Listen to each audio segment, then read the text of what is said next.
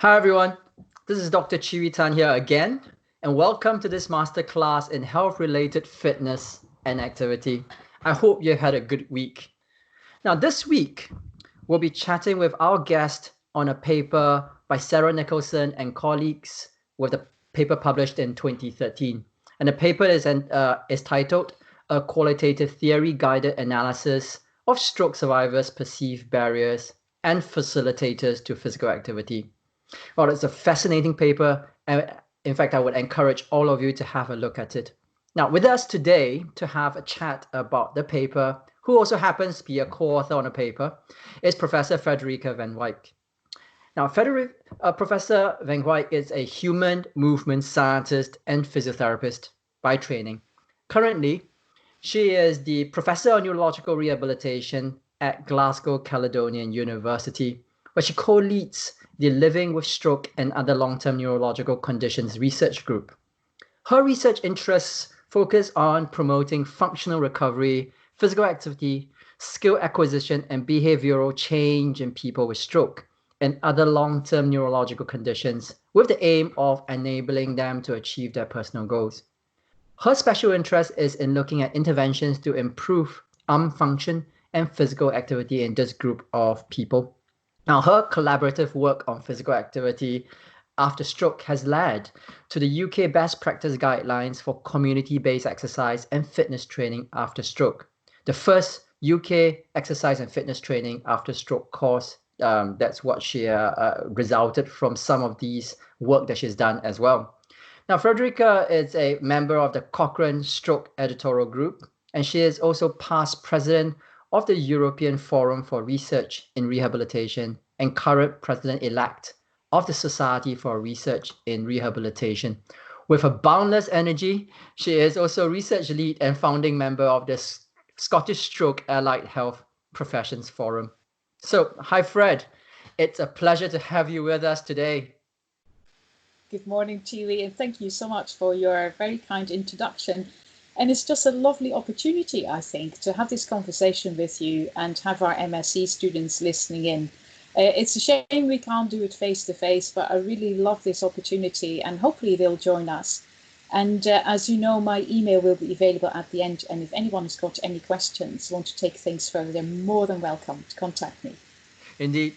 Thanks, Fred. I'm sure the MSc students will appreciate that very much. Now, perhaps before we start to have a chat about the paper and dwell a little bit more about some of the details, perhaps to set the context about the paper itself. When we think about physical activity, now we largely associate it with the general population because that's what we know about it from public health. Now, is sedentary behavior a big issue for people with stroke? Yes, thank you. That's a really important question. We know that a lack of physical activity is a risk factor for stroke, but in fact, we don't have much data about pre-stroke levels of physical activity and sedentary behavior. But we have studies that follow people through from the acute setting through to the rehabilitation setting and then into the community. And actually that shows consistently a lack of physical activity. So even in stroke units, probably 94% of the time people are lying or sitting. That may have a very good reason because people are very ill. But then you expect things to pick up in rehabilitation settings. But even there is a lot of inactivity going on. And then because people don't get much activity following discharge, the situation is actually sometimes not so good either. And we did a study in 2015. Zoe Teagues led that study. And we had a cohort of stroke patients who only had a mild stroke, and they were followed up from hospital into the community for 12 months. Okay. And the levels of activity were measured with activity monitors because that's the most accurate way of doing it. And that was really interesting because we plotted their levels of sedentary behavior over 24-hour periods. At several times over a 12-month period, and we used any statistic known to man. We didn't find any change in that behavior at all. So on average, people were sitting or lying, this is over a 24-hour period, 80% of the time. And we had expected to see some change, following discharge in the community. You think, they will sit less, but they didn't. Okay. So that very important lesson is that behavior was very constant. And also, we then looked back, we thought, well, who was actually in this study? Did these people have mobility problems? But no, the majority of them had mild strokes. And if you used normal mobility measures like the Rivermead, timed up and go, 6-minute walk test, all these people actually performed really quite well. So this was a really important lesson to us, was that people could be active, they had the capacity to do it, but they didn't do it. So there is a real distinction between what people can do and what they do. And what they do is they don't pick up physical activity after stroke. And that was an important lesson, because we thought this needs to be a new intervention here to specifically target that sedentary behavior after stroke. Is what you're saying here is that essentially this particular population is very, very similar to the general population?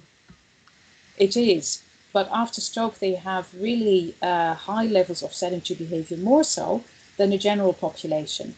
And the question is, how does that happen? So that is a long conversation. But I think what happens in hospital is hospitals are very risk-averse environments. So people learn to sit still to be safe. And that is the kind of thing they take home. Because if that's what you've learned on the situation where you may have had a life-threatening condition, you take that with you. You think, okay, so I'm not safe to be up on my own. And that's what people take home. And then it becomes a learned behavior. Mm-hmm. And that's where we need to intervene actually early on to talk about sedentary behavior. What can people do safely? How can they be supported when they make the transition to go home and onwards? Yeah. Okay. So that's interesting, because what we think of, as you said, is that if someone has a major crisis or a major condition that's happened, medical condition that has happened, they tend to, lie back and then try to not do very much. Now, with the appropriate support, as you suggest, that it's actually possible to actually encourage these people to engage a bit more in terms of the physical activity. Now, how easy is it then for people with stroke to actually engage in physical activity? That's a very important point. And actually, there are many barriers and motivators for people with stroke. Of course, people with stroke are people after all. So all the difficulties that we have in general apply to people with stroke. But there are additional stroke-specific barriers that we need to think about. And that's what Sarah's paper was about. So a bit about background. Sarah was one of our PhD students who went on to do a PhD in this area. And one of the things that motivated us about this work was that there was accumulating evidence about the effects of physical fitness training. It emerged as safe, it emerged as feasible, it emerged as effective. But then, how do you bring the horse to water? How do you do that? And we knew anecdotally that not many stroke survivors were actually participating in fitness training at all. They were taking part in trials, but they were not really part of any kind of services. So what was it? What's stopping them? It's very important for us to understand. So that is what sparked Sarah's study. There were a few small studies at the time, but not very much. Okay. So what we then identified with that qualitative study that is reading material for today, but also systematic review and work from others, is that how easy or difficult is it for stroke survivors to be physically active can be categorized in many different levels. It's a little bit complex. But you can think about barriers and motivators at the level of the individual stroke survivor themselves. Then you can think about a layer of carers, family, friends, close contacts. Then you can think about a layer of perhaps professionals, so physios, other professionals around them. And then you can think about society at large. So these are the kind of layers at which there are different barriers and motivators at play. And that is another long story as well. But what Sarah found was that the most common barrier at an individual level was fear of another stroke. And that is really important for health professionals to address that. And we found that in many conversations with people, that they felt that, gosh, if I'm being active, I might bring on another stroke. So that is really important for physios to have a conversation with patients about is there anything you're scared about? Is there anything and you have any concerns? And that may come up. And another really important one that is in one of your other questions, Chee-Wee, is about confidence. Mm. And I don't know whether you'd like to keep that for another question, or whether you'd like me to talk about that now. Yeah, maybe we can keep that Yeah. for when I ask you relation to that. Now, it is actually quite interesting that you talked about the layers, but also some of these very interesting information that you've actually captured. Obviously, the project itself, for this particular study, there was a qualitative study design being used and semi-structured interviews were being conducted. So obviously, with this particular approach, you have managed to capture some of this very interesting information. So what's the benefit of using this particular approach for capturing experience? Yes, that's an important one. So first of all, it was a qualitative approach.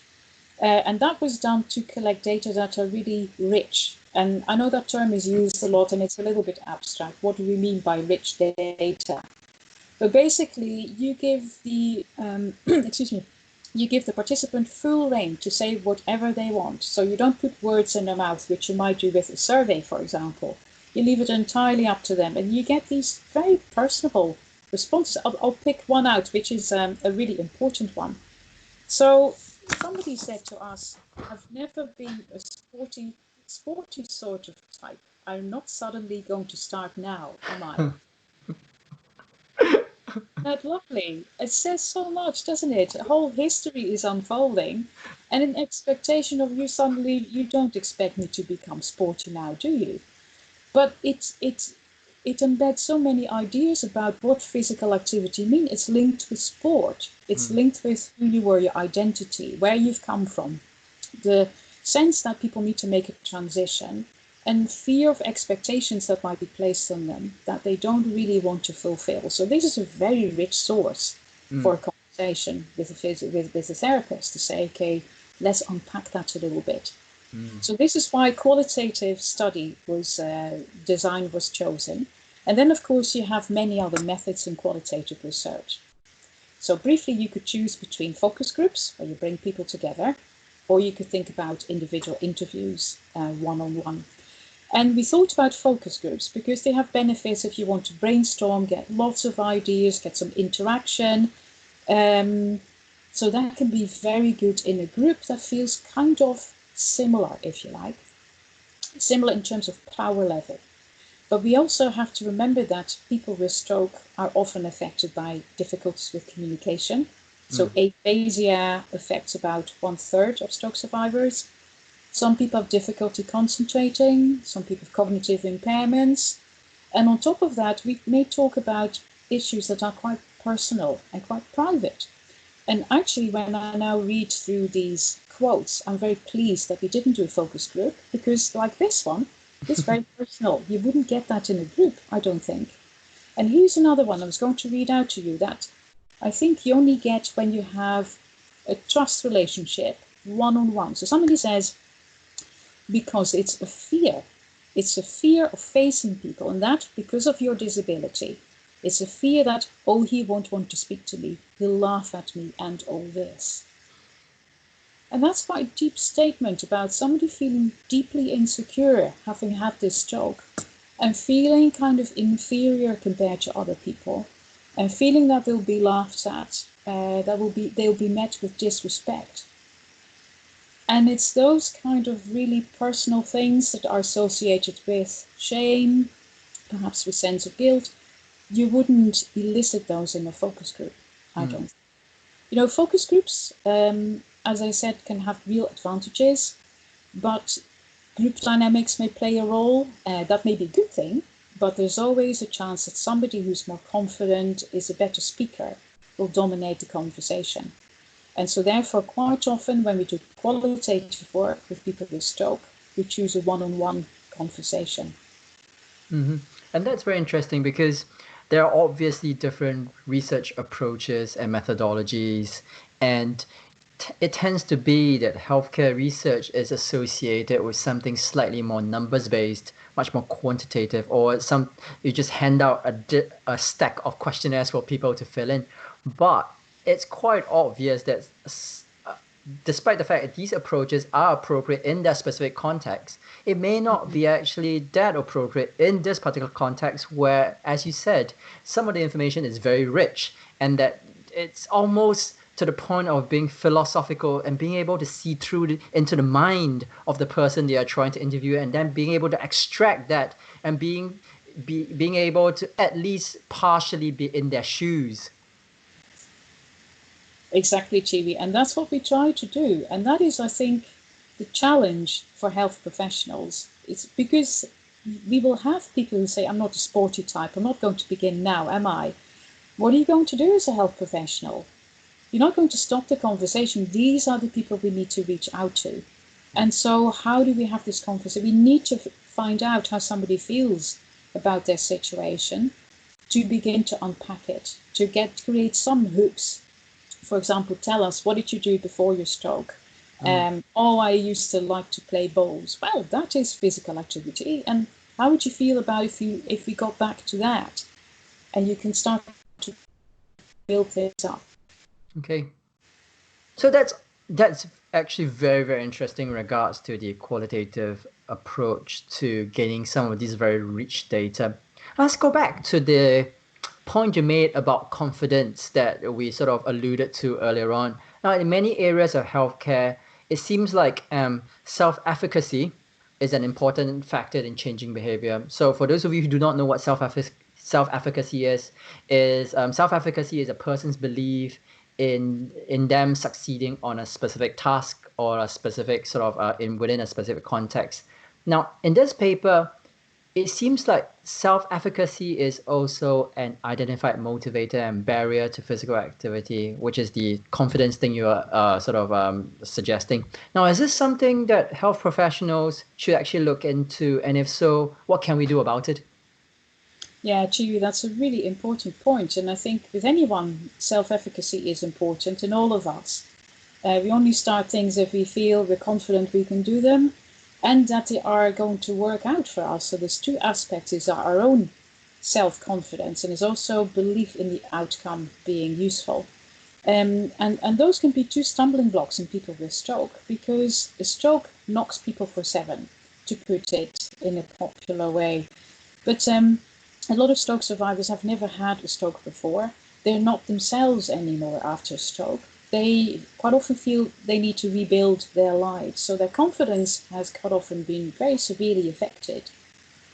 And on top of that, quite often they may not have a belief that physical activity is actually going to be beneficial for them. In fact, some people may think that being physically active may trigger another stroke. So we have a double hurdle here sometimes. Without self-efficacy, people probably won't become active, especially not if they've had a rather sedentary lifestyle. If you haven't got any experience of how to be active, where do you start? And so I think this is crucial for health professionals to take time and have conversation with people about these two things. First of all, they should actually have a conversation about people's beliefs about physical activity and the role of physical activity in recovery. How do they see that? Do we see it as potentially dangerous, or do they see it as potentially beneficial? And if the beliefs need to be adjusted based on the evidence, then that is maybe a first part of the conversation. And then secondly, it's about addressing people's self-efficacy. So if they agree that perhaps becoming more physically active or even less sedentary is something that perhaps they need to be thinking about, how confident are they that they can do this? And we've done some work with non-ambulatory stroke survivors more recently, and especially in that group, levels of confidence are absolutely rock bottom, Chee-Wee. When you listen to these interviews, people will say, oh, so is this conversation about physical activity? Well, that's not for me because I can't do any of it. I can't do any of it, which is just really emotional, I think, as well. And I think you then have to start, okay, so what do we mean by that? And try and build up their confidence, which may take quite a bit of coaching. So yes, so very important for health professionals to find out how confident do people feel themselves that they can do it, and also do they feel that being more physically active and less sedentary will help towards their recovery. It's very interesting, isn't it? It's not just about the physical aspects, but also one needs to takes into account the psychological and emotional aspects of the people that we are seeing as well as health professionals. Very much so, and it's that whole holistic approach, I think, understanding where people have been. They've had a potentially life-threatening condition. It's going to be with many people. A large proportion of people leave hospital with long-term issues, and it's that confidence is crucial. Yeah. Now, I was reading the paper, and because I used to be a carer of a stroke survivor, but also obviously I'm also trained as a physio as well. So this particular point was very interesting and it sort of stood out for me from the paper when I was reading it, and that's that the people whom that was interviewed in the study itself noted that they felt abandoned, that was the word they used, by the health professionals after the stint of rehabilitation in the hospital. Now, in your experience, is this common, and if so, what should we do about it? I'm afraid, Chee-Wee, it was common at the time, which is quite a few years ago, but actually it's still common currently. And I know we're going to move on to COVID-19, but it's probably even more common now because of that. The Stroke Association undertook a large survey across the UK and published that in 2018. It's on their website, on the links that I'm going to give to you. And it was a campaign called Rebuilding Lives. And they spoke to about 11,000 stroke survivors who completed the survey, and about 50% of them said, and they used the word abandoned, they felt they had been abandoned by the NHS. Most of the time, stroke survivors are really extremely positive about the rehabilitation they've had in hospital. Then they may have some early supported discharge, but that's very patchy in the UK and usually not longer than about 6 weeks. And then it's over to you. And what support is available varies very much indeed. And some people have no support whatsoever, but they still have these long-term issues with mobility, with cognition, with communication, with relationships, with getting back to work. So yes, I'm afraid that the feeling abandoned is still a current issue. And I think, and this is really important, and I'm glad you're asking the question, I think that means for health professionals that they shouldn't just provide rehabilitation within the confines of their profession. They should consider themselves to be a vital springboard to other services that are out there in the community. And services that are out there in the community include services from charitable organisations. So the Stroke Association fulfills a very important role in long-term stroke support. Scotland additionally has Chest Heart Stroke Scotland, which has a wealth of community groups. They have a telephone line. They do all sorts of things to support people in the community. And also council services have services in place for people with stroke. They may or may not be stroke specific, but it is a place to go to have a conversation with a qualified person to see what else can we do. And I'm giving you a link of the council service in Glasgow. It's called Glasgow Life. Mm-hmm. They run a Live Active program. They have qualified instructors who work with people with all sorts of health conditions, and there is a specialist exercise referral scheme. Now, the role of professionals is to make sure that if they refer somebody to these services, that the service is appropriate for them, and that the instructors are qualified. But that is a fantastic transition to make sure that once your provision of rehabilitation comes to an end, which it will do, you can hand over to somebody who can continue that journey. They may not be a physio, they don't have to be, if they have the right qualifications in place. And ideally what a physio should then do is work together with that professional on a handover to say, with that person, with their consent, this is what we've been working on in rehabilitation. These are some of the issues that your program needs to be adapted to, and then be available if there are questions in slightly longer term. So yes, there is a lot that physios can do beyond the field of rehabilitation, and it is being that springboard.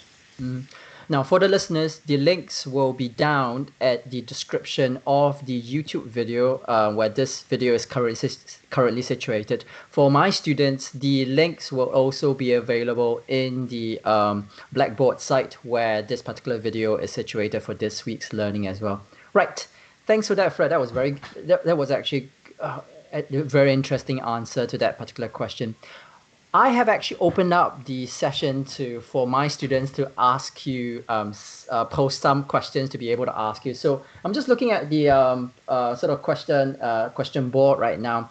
And one question that some students have voted to actually put forward to you is that carers and spouses were invited to listen and participate in the interviews during the study itself. Now, was there any information collected from the carers or spouses themselves? That's a very nice question, Chee-Wee. And first of all, I would like to say that I was very impressed with the students' quality of questions. They clearly thought very carefully about some really salient points, so thank you to the students. The question about carers listening in is an important one. I must be honest, any data from carers were not published in the paper. And because it is a while ago now, honestly, I can't remember what Sarah did with the findings. There you go.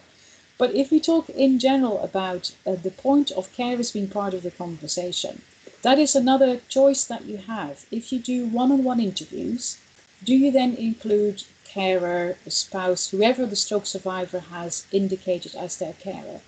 And that is a very interesting choice you have. You can choose to just interview the stroke survivor if you really want their view only.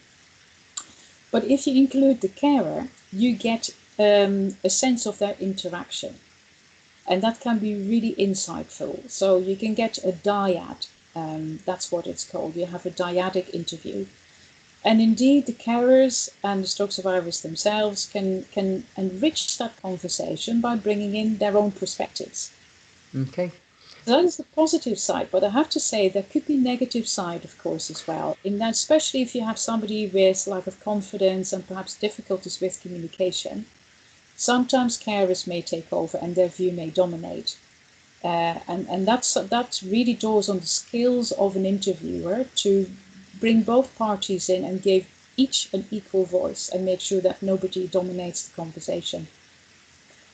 Okay. Now, we've got another question from another group of students. Now, they're asking, were there any differences between the responses of participants based on their stroke classification type? That's a very interesting question. I think there was another question which opened that up to say, were there any differences between males and females? That's correct.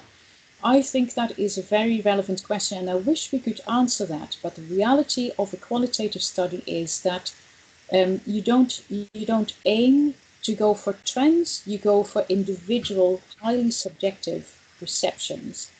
And as a result, those studies tend to be quite small, which is sufficient for that type of design, but is not sufficient for investigating trends. And in order to do that, which I think would be invaluable, you probably need to open it and use a survey type design where you can get hundreds of people responding to the similar questions, and you can then actually look at trends.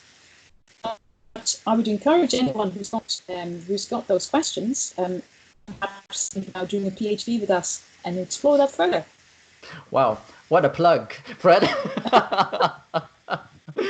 Right. Now, for the next question I'm going to ask you, you probably partially answered it when when we were talking about the abandonment sort of quote that some of the participants were talking about. Now, since the publication of this paper, which is in 2013, has anything changed in a way that has addressed some of the barriers identified in the study?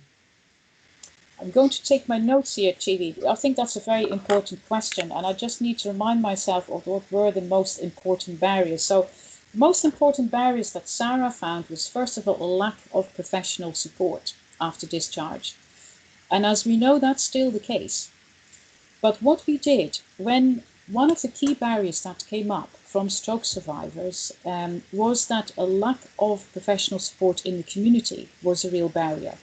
So some people did go to sports centers and try to get into exercise, training, etc. But many of them were turned off by exercise professionals not knowing enough about stroke. So they didn't know about spasticity, they didn't know enough about muscle weakness, let alone the hidden difficulties with communication, with executive functioning, etc. So what we then thought was there was a real need to set up a course for specialist exercise professionals.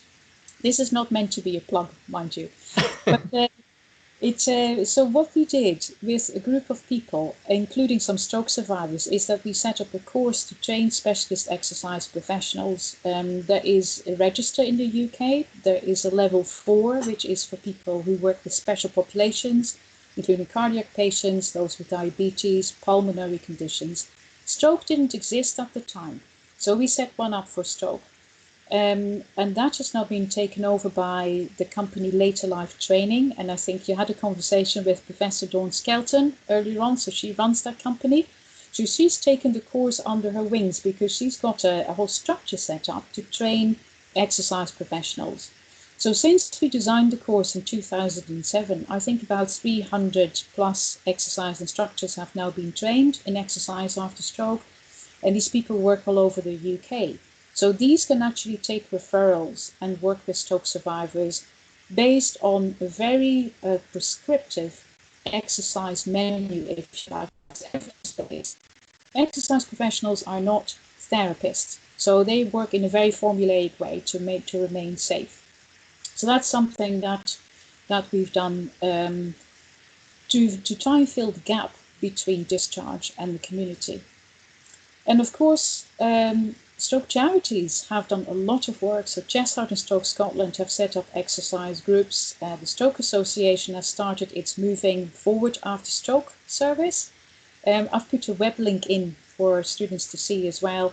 They use Later Life Training qualified instructors and have piloted that in different sites across the country, realizing that there is a need for this. So there are initiatives. It's not enough yet, so a lot more work needs to be done. But that's to try and address that lack of professional support.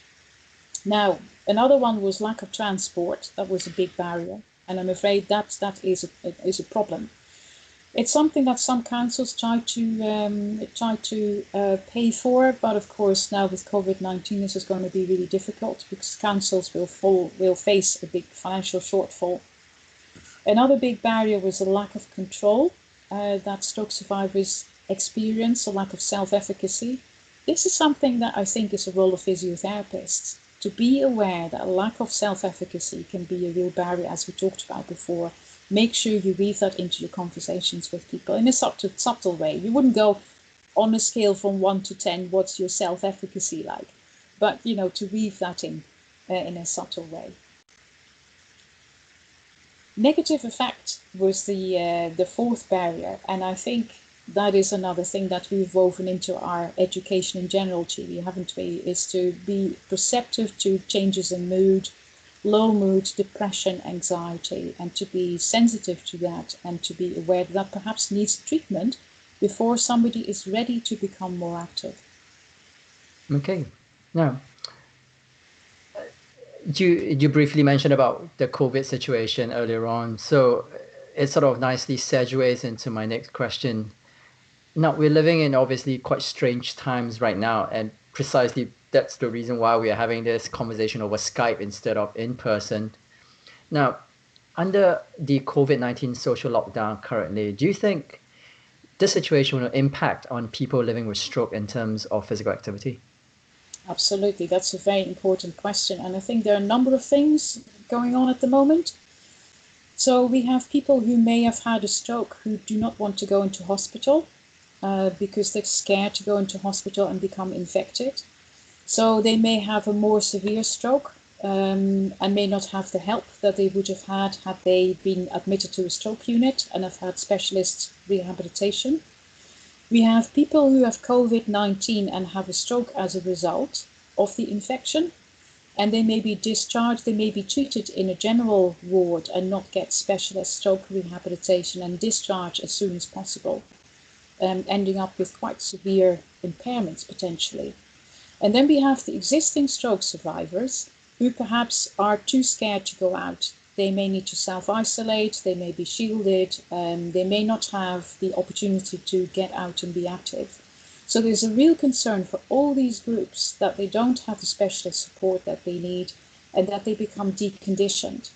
That means that the risk of falls increases, that means that they're getting weaker, they're losing confidence and get into a really negative spiral. So when we thought about this early on, we did, Dawn Skelton and myself and Bex Townley, who's one of the specialist exercise instructors, thought about putting some videos about keeping moving after stroke online. So we contacted the Stroke Association, and Bex, who's the exercise professional, demonstrates some videos taken in her own home about, she's got a series that's called Movement Snacks. It's around making movement your mission. And 4 times a day, she provides a movement snack at 8 o'clock in the morning, and then at lunchtime and at 4 o'clock. These are not stroke specific, but they're really nice ways to keep active in a regular way. And on top of that, she's designed some stroke specific videos for 2 groups of people. One group of people who can actually stand and walk independently, and another group who can't do that and is safer being more active from within their chairs. And that's incorporated one of the links I've given to you. So yeah, we're trying to do, it's not perfect, but we're trying to encourage people to remain active as much as possible. So for my listeners and my students, the links will again be on the description in the YouTube channel, but also in the Blackboard site as well. Fred, it's always a pleasure speaking with you, and thank you so much for answering all our questions with regards to the paper that we're discussing today. Chee-Wee, it was really delightful to be part of this conversation. We should do this more often, I think, if students can tolerate it. But again, you're most welcome to contact me if there's anything else that sprung to mind they want to know about. I'd be delighted to receive their email. So thank you for the opportunity. Brilliant. Thank you.